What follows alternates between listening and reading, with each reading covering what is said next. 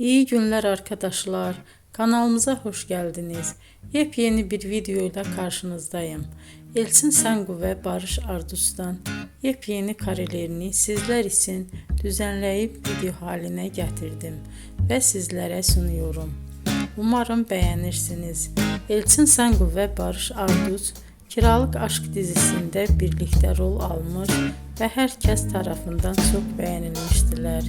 Biz de onların en güzel ve en özel karelerini sizler için hazırladık.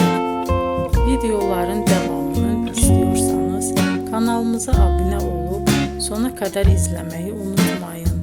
Hoşça kalın. Bizden bu kadar.